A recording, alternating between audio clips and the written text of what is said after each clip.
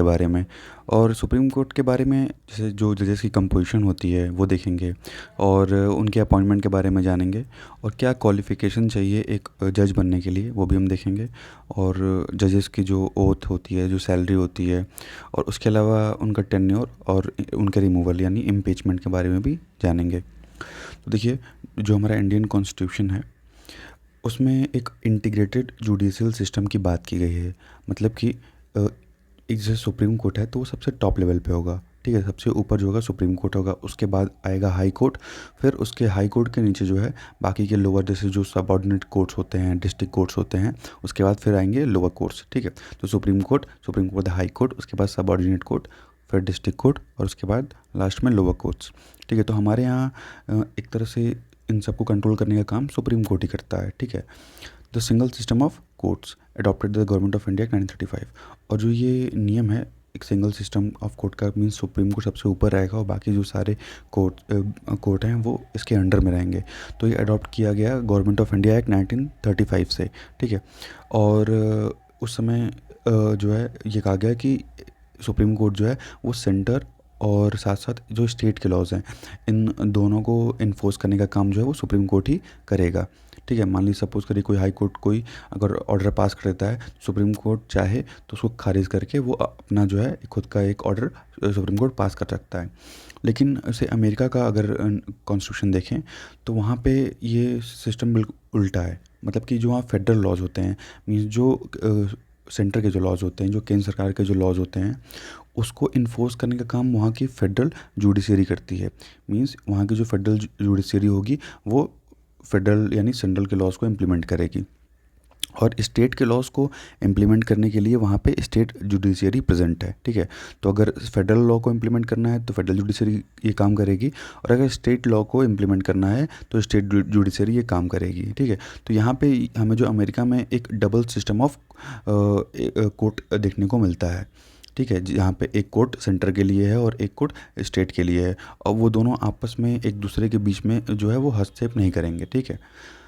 और हमारे यहाँ क्या है कि हमारे यहाँ इस तरह का सिस्टम नहीं है। हमारे यहाँ जो जुडिशरी है वो जो है वो यूनिफाइड जुडिशरी है, ठीक है। देखिए, जो हमारे यहाँ का जो सुप्रीम कोर्ट है उसको इनॉग्रेट किया गया था 28 जनवरी 1950 को। It's succeeded the federal court in India. और पहले जो है सुप्रीम कोर्ट को फेडरल कोर्ट के नाम से जाना जाता था। बाद में जब भारत आज़ाद हुआ तो उसके बाद इसका नाम चेंज करके सुप्रीम कोर्ट रख दिया गया। इसको इस्टेब्लिश किया गया था गवर्नमेंट ऑफ इंडिया एक्ट 1935 से इस्टेब्लिश किया गया था फेडरल कोर्ट, और बाद में 1950 में इसका नाम चेंज करके सुप्रीम कोर्ट कर दिया गया। देखिए, सुप्रीम कोर्ट का जो जो जुरिडिक्शन है वो मतलब इन कंपैरिजन अगर हम कंपेयर करें यूएसए के कोर्ट से, तो कहीं ना कहीं सुप्रीम कोर्ट का जुरिडिक्शन वो ज़्यादा है, क्योंकि सुप्रीम कोर्ट जो है वो स्टेट के लॉ को भी स्टेट के लिए भी लॉ बना सकती है, और चाहे तो जो सेंटर है उसके लिए बनाती है, और साथ ही साथ स्टेट के लिए भी लॉ को इम्प्लीमेंट करने का काम वो करती है, ठीक है। अब देखिए, जो आर्टिकल 124 से आर्टिकल 147 है जो कि हमारे पार्ट 5 में आता है, वो डील करता है किससे? सुप्रीम कोर्ट के ऑर्गेनाइजेशन से, इंडिपेंडेंस, जुरिडिक्शन, पावर, प्रोसीजर, ठीक है। तो इन सब चीज़ों से जो है आर्टिकल 124 से 147 में ये सारी चीज़ें दी गई हैं। सुप्रीम कोर्ट का ऑर्गेनाइजेशन हो गया, उसके इंडिपेंडेंस हो गई, जुरिडिक्शन हो गई, पावर हो गई, और प्रोसीजर, ठीक है। और इसको रेगुलेट करने का काम जो है कौन करता है? पार्लियामेंट। अब बात करेंगे कंपोजिशन और अपॉइंटमेंट की। तो अभी प्रेजेंट टाइम में अगर देखा जाए तो सुप्रीम कोर्ट में टोटल इस समय 34 जजेस हैं, और इस 34 जजेस में एक चीफ जस्टिस हैं प्लस 33 जो है वो अदर जजेस हमें देखने को मिलेंगे। देखिए, 2019 में क्या हुआ था? 2019 में जो है जजेस की, जो सुप्रीम कोर्ट के जज हैं उनकी उनका नंबर जो है वो इंक्रीज़ किया गया, ठीक है। तो उस समय 31 थे, पहले 31 से बढ़ा के 34 किया गया। तो 2019 तक जो है केवल 31 जज थे, जिसमें 30 अदर जजेस थे प्लस एक चीफ जस्टिस थे, लेकिन बाद में इसको बढ़ा दिया गया। तो 33 जो है अदर जजेस हैं इस टाइम, और एक जो है चीफ जस्टिस हैं। टोटल इस समय जो नंबर है वो 34 है। This followed the enactment of supreme court number of जजेस अमेंडमेंट एक्ट 2019। और देखिए, ये इसको चेंज करने के लिए सुप्रीम कोर्ट नंबर ऑफ जजेस अमेंडमेंट एक्ट 2019 ले आया गया था, जिसके थ्रू जो है जजेस की संख्या बढ़ा के 34 कर दी गई है। अगर ओरिजिनली हम देखें तो जो सुप्रीम कोर्ट का जो स्ट्रेंथ था वो 8 था। मींस उस समय जब 1950 में एक चीफ जस्टिस होते थे और 7 अदर जजेस होते थे, ठीक है, टोटल 8 जजेस ही होते थे। बाद में टाइम टू टाइम जो है पार्लियामेंट जैसे ज़रूरत पड़ती है, मान लीजिए केसेस वगैरह बढ़ते हैं तो उसको सॉल्व करने के लिए जजेस की संख्या कम पड़ रही थी, तो टाइम टू टाइम पार्लियामेंट के द्वारा जो जजेस की संख्या है उसको बढ़ाया जाता है। जैसे देखिए तो 1956 में क्या हुआ, 10 जजेस और बढ़ गए, ठीक है। तो एक चीज़ ध्यान रखने वाली बात यह है कि यहाँ सिर्फ और सिर्फ अदर जजेस की संख्या ही बढ़ाई जाती है, ठीक है। मतलब एक चीफ जस्टिस हो गए, ऐसे यहाँ 33 अदर जजेस हैं, तो केवल ये अदर जजेस की संख्या यहाँ बढ़ाई जाती है अमेंडमेंट से। तो 1956 में 10 अदर जजेस हो गए प्लस 1 चीफ जस्टिस, यानी उस समय टोटल 11 जजेस की संख्या है सुप्रीम कोर्ट की। 1960 में ये 13 था, तो 13 और एक चीफ जस्टिस यानी 14। उसी तरह 1977 में हम देखेंगे तो टोटल संख्या 17 थी प्लस एक चीफ जस्टिस यानी 18। और 1986 में 25 जजेस थे प्लस एक चीफ जस्टिस यानी 26 हो गए टोटल। उसी तरह 2008 में हम देखेंगे तो 30 और एक हो गया चीफ जस्टिस ऑफ इंडिया, तो टोटल हो गए 31। उसी तरह 33 हो गए 2019 में 33 प्लस एक चीफ जस्टिस, तो टोटल हो गया 34। तो प्रेजेंट टाइम में जो है 34 जजेस हैं इस समय सुप्रीम कोर्ट में, एक चीफ जस्टिस हो गए और 33 अदर जजेस हो गए। अब बात करते हैं इनके अपॉइंटमेंट की, कि जो सुप्रीम कोर्ट के जज होते हैं इनको अपॉइंट कौन करता है। तो अपॉइंट किए जाते हैं ये प्रेसिडेंट के द्वारा। The chief justice is appointed by president after consultation with the जजेस of supreme court as an high court as he deems necessary, ठीक है। तो प्रेसिडेंट जो है वो कंसल्ट करेंगे सुप्रीम कोर्ट या हाई कोर्ट के जज के साथ जैसा वो नेसेसरी समझे, ठीक है। तो यहाँ देखिए मेन जो वर्ड है वो कंसल्टेशन है। कंसल्टेशन वर्ड के ऊपर ही हम फर्स्ट जज केस, सेकंड जज केस और थर्ड जज केस के बारे में आगे देखेंगे। जो बाकी के अदर जजेस होते हैं सुप्रीम कोर्ट के, वो भी अपॉइंट कौन करता है, प्रेसिडेंट करता है, लेकिन वो कंसल्ट करते हैं किसके साथ, चीफ जस्टिस के साथ कंसल्ट करते हैं। एंड सच अदर जजेस of supreme Court and the High court as he deems necessary, ठीक है। तो अगर मान लीजिए प्रेसिडेंट को अगर चीफ जस्टिस को अपॉइंट करना है तो चीफ जस्टिस को अपॉइंट प्रेसिडेंट करेंगे किससे, कंसल्ट करके, तो सुप्रीम कोर्ट या हाई कोर्ट के किसी भी जज से वो कंसल्ट करके वो अपॉइंट कर सकते हैं। जो अगर मान लीजिए अगर चीफ जस्टिस ऑफ इंडिया को अपॉइंट करना है तो वो सुप्रीम कोर्ट की जज को कंसल्ट करेंगे, और अगर मान लीजिए वो हाई कोर्ट के चीफ जस्टिस को अपॉइंट करना चाहते हैं तो वो हाई कोर्ट के जज को कंसल्ट करके अपॉइंट करेंगे। वहीं अगर सुप्रीम कोर्ट के अदर जजेस को अपॉइंट करना है तो उसके लिए वो सुप्रीम कोर्ट के चीफ जस्टिस से कंसल्ट करेंगे, और वहीं अगर हाई कोर्ट के अदर जजेस को अपॉइंट करना है तो वो हाई कोर्ट के चीफ जस्टिस को कंसल्ट करेंगे। अब देखिए, the consultation with the chief justice obligatory in case of appointment of a जजेस अदर देन चीफ जस्टिस। अब देखिए ये जो कंसल्टेशन है ये ऑब्लिगेटरी है, ठीक है। अगर अपॉइंटमेंट जो है अदर जजेस की जा रही है, चीफ जस्टिस की नहीं।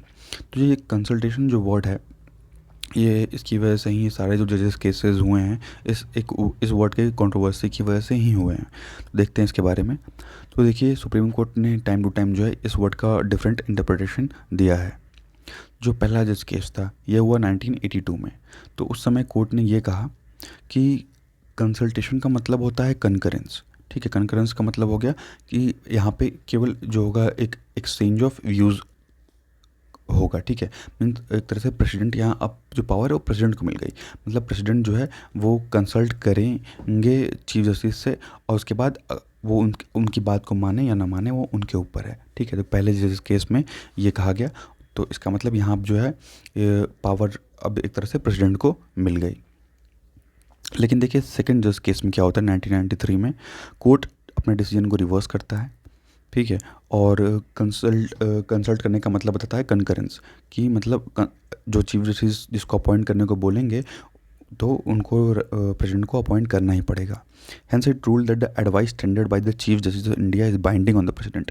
और इसीलिए सेकंड जज केस में ये कहा गया कि जो भी एडवाइस चीफ जस्टिस देंगे प्रेसिडेंट को अपॉइंटमेंट के लिए, तो वो चीज़ जो होगा वो प्रेसिडेंट के लिए बाइंडिंग होगा, प्रेसिडेंट को उसको मानना ही पड़ेगा, ठीक है। किस मैटर्स में, तो in the matters of appointment of the जजेस ऑफ सुप्रीम कोर्ट। तो सुप्रीम कोर्ट के जजेस के अपॉइंटमेंट में जो भी चीफ जस्टिस जो भी नाम किसी का अगर सजेस्ट करते हैं तो प्रेसिडेंट को वो चीज़ एक्सेप्ट करना ही पड़ेगा। But the chief justice would tender his advice on matter after consultation of 2 senior colleagues. लेकिन देखिए चीफ जस्टिस जो हैं वो अपने 2 सीनियर मोस्ट कलीग से जो है एडवाइस लेंगे, उसके बाद ही वो कोई नाम जो है वो सजेस्ट करेंगे। प्रेसिडेंट को नाम जब वो देंगे एक जज का, तो वो अपने 2 सीनियर मोस्ट कलीग के साथ जो है चीफ जस्टिस कंसल्ट करेंगे, उसके बाद ही प्रेसिडेंट को नाम देंगे। फिर प्रेसिडेंट जो है उनको अपॉइंट करेंगे, और जो नाम चीफ जस्टिस दे देंगे तो वो चीज़ बाइंडिंग होगा। ये सेकंड जज केस में कहा गया। तो अब देखते हैं थर्ड जज केस, जो कि 1998 में हुआ। Court appoint that the consultation process to be adopted by the Chief Justice of India requires consultation of plurality judges. The sole opinion of Chief Justice of India does not constitute the consultation process. अब यहाँ ये कहा गया कि सिर्फ जो है chief justice ने कह दिया, तो इसका मतलब ये नहीं है कि वो जो नाम सजेस्ट कर देंगे वही एक तरह से फाइनल हो जाएगा।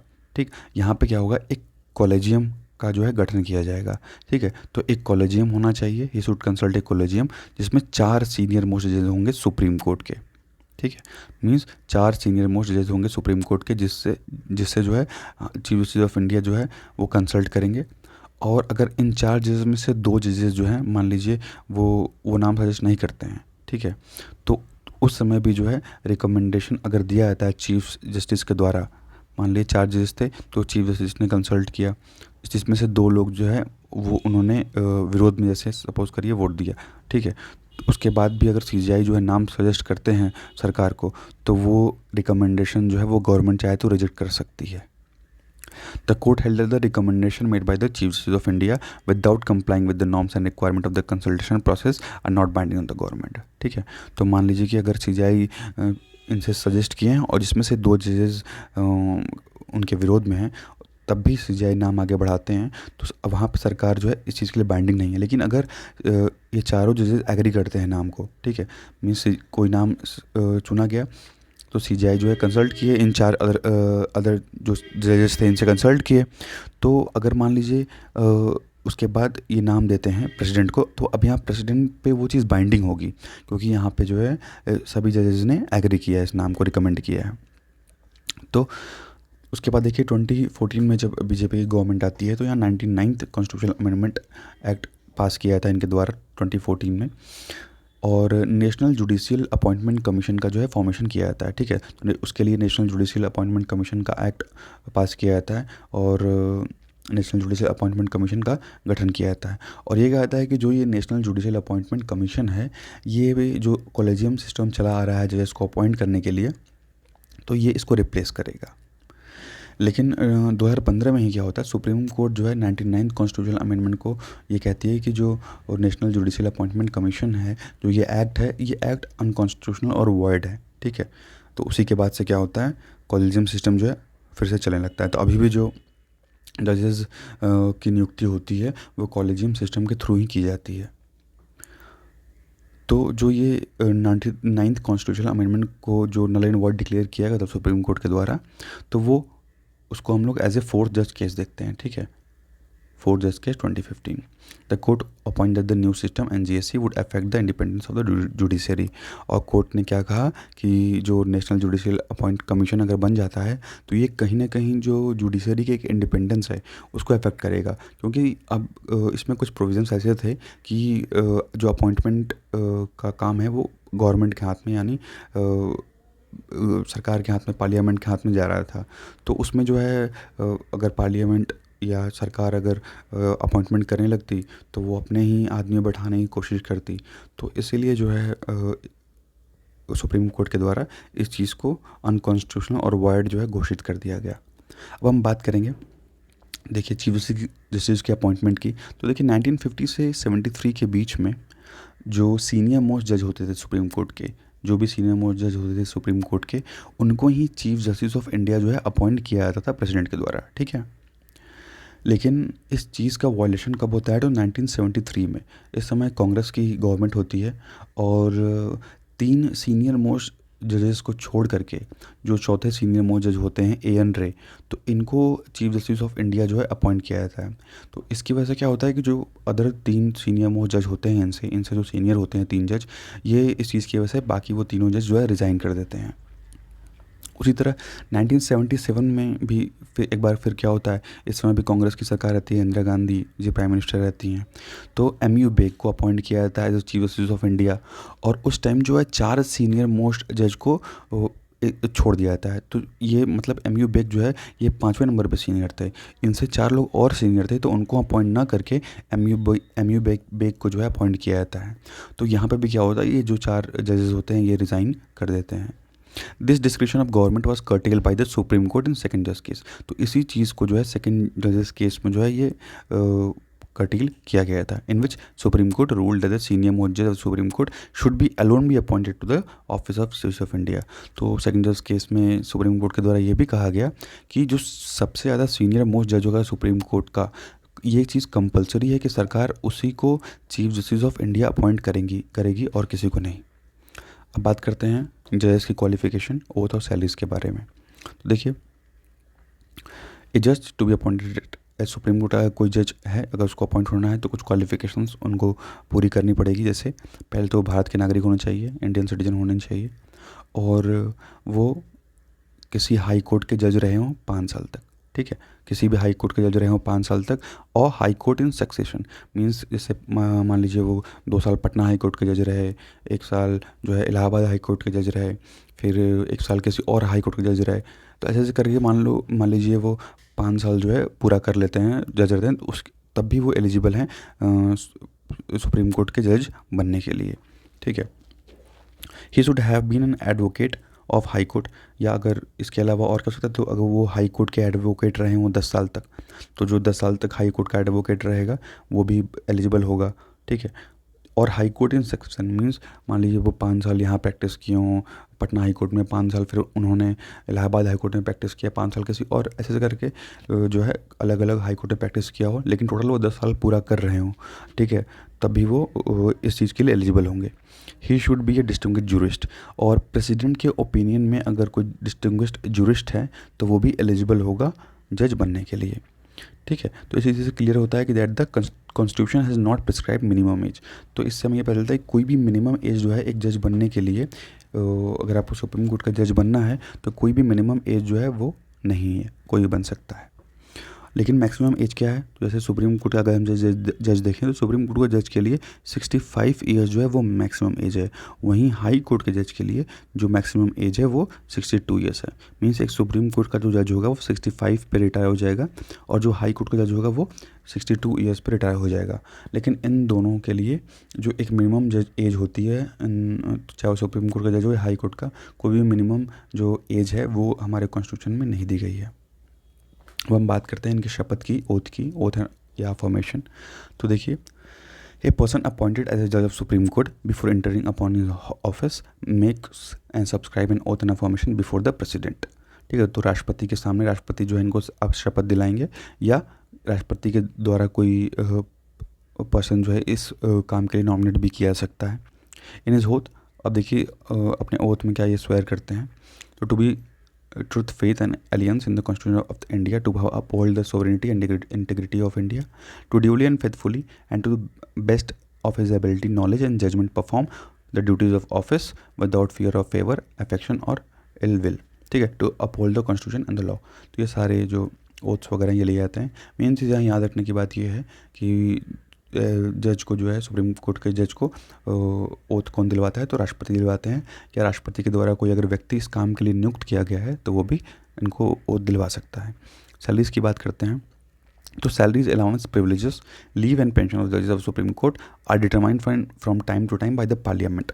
तो चाहे सैलरी हो, अलाउंस हो, प्रिविलेज हो, लीव हो या पेंशन हो, तो ये सब चीज़ें जो हैं वो टाइम टू टाइम कौन डिटरमाइन करता है, तो हमारा जो पार्लियामेंट है वो डिटरमाइन करता है। देखिए, और जो जजेस की जो सैलरी होती है वो कभी भी कम नहीं किया सकता। जैसे मान लीजिए कोविड पैंडेमिक था तो उस टाइम जजेस की सैलरी नहीं काटी गई, क्योंकि हमारे कॉन्स्टिट्यूशन में ये नियम है कि जब फाइनेंशियल इमरजेंसी जब लगेगी तभी केवल जजेस की सैलरी कट की जा सकती है। उसके अलावा किसी भी सिचुएशन में, फाइनेंशियल इमरजेंसी के अलावा इंडिया में कोई भी सिचुएशन हो, लेकिन उन जजेस की जो सैलरी है वो कट नहीं होगी। देखिए 2018 में the salary of Chief Justice was increase from 1 lakh to 2.8 lakh per month. तो देखिए 2018 में जो इनकी सैलरी बढ़ा के 1 लाख से 2,80,000 कर दी गई थी। एंड दैट ऑफ जजेस फ्रॉम 90,000 टू 20.50 पर मंथ। वहीं पे जो अदर जजेस हैं उनकी सैलरी 90,000 से बढ़ा के 2.5 लाख पर मंथ कर दी गई थी। They are also paid sumptuary allowances and provided with the free accommodation and other facilities like medical card, telephone etcetera. अब बाकी के जो अलाउंसेस या जो अकोमोडेशन वगैरह मिलते हैं वो तो अलग की चीज़ें हैं। और जब कोई चीफ जस्टिस या जज जब रिटायर होते हैं तो उनकी जो लास्ट जितनी सैलरी होती है, लास्ट मंथ में जो भी सैलरी वो पाएंगे उसका 50% एज ए पेंशन उनको मिलेगा। अब बात कर लेते हैं जजेस के टेन्योर और रिमूवल की। तो देखिए, कॉन्स्टिट्यूशन में कोई भी जजेस का एक फिक्स टेन्योर नहीं है।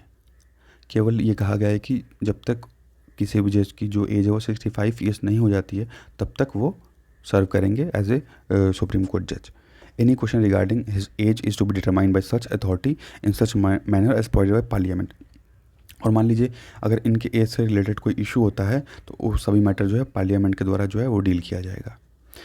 ही can resign his office by writing to President. अगर इनको रिज़ाइन करना है जज को तो वो किसको लेटर देंगे, प्रेसिडेंट को लेटर देके वो रिज़ाइन कर सकते हैं।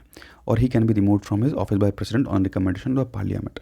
और अगर इनको रिमूव करना है सुप्रीम कोर्ट के जज को तो प्रेसिडेंट रिमूव करेंगे अगर पार्लियामेंट प्रेसिडेंट को रिकमेंड करेगी तो। ठीक है, मीन्स पार्लियामेंट के द्वारा, लोकसभा राज्यसभा के द्वारा रिकमेंड किया जाता है प्रेसिडेंट को, तभी इनको रिमूव किया सकता है। वैसे अभी तक कोई रिमूव नहीं हुआ है। ठीक है, लेकिन ये जो प्रोसेस है इम्पीचमेंट का, जज को रिमूव करने का, ये बहुत टफ प्रोसेस है। तो देखिए, देखते हैं क्या प्रोसेस है। तो पहले तो एक मोशन पास किया जाएगा और जिसमें 100 मेंबर कम से कम लोकसभा के साइन करेंगे। President can issue the removal order only after an address of Parliament has been presented to him in the same session for such removal. तो अगर पार्लियामेंट के उसी सेशन में जब राष्ट्रपति को एक जो ऑर्डर के लिए एक एड्रेस उस समय करना होगा कि हाँ इनको रिमूव करना है, उसके बाद प्रेसिडेंट जो है वो जारी कर देंगे notice. An address must be supported by special majority of each house of parliament. A majority total membership of the house means करीब करीब देखिए 2/3 मेजॉरिटी चाहिए। जब लोकसभा से 2/3 मेजॉरिटी से और फिर राज्यसभा से 2/3 मेजॉरिटी से, दोनों जगह से जब ये 2/3 मेजॉरिटी से पास हो जाएगा तो उसके बाद क्या होता है कि उसके बाद फिर एक कमेटी का गठन किया जाता है। ठीक है, तो स्पीकर के पास जाता है, स्पीकर का जो चेयरमैन होते हैं वो उनके पास ही जाता है, तो उस चीज़ को वो एडमिट करते हैं। उसके बाद फिर कमेटी का गठन करते हैं और कमेटी उनको दोषी ठहराती है, तो उसके बाद जो फिर इनको जो है रिमूव कर दिया जाता है। अब देखिए, द जजेस inquiry act 1968 regulate the procedure relating to the removal of a जज of supreme court by the process of impeachment.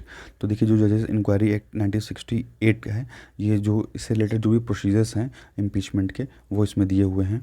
और जो रिमूवल मोशन होता है इनका, वो साइन किया जाता है बाई 100 मेंबर्स लोकसभा के केस में और 50 members in the case of Rajya Sabha. Sign करके स्पीकर और या चेयरमैन को दिया जाता है। और फिर जो स्पीकर और चेयरमैन होंगे वो चाहे तो इस मोशन को एडमिट कर सकते हैं या वो चाहे तो एडमिट करने से रिफ्यूज़ भी कर सकते हैं।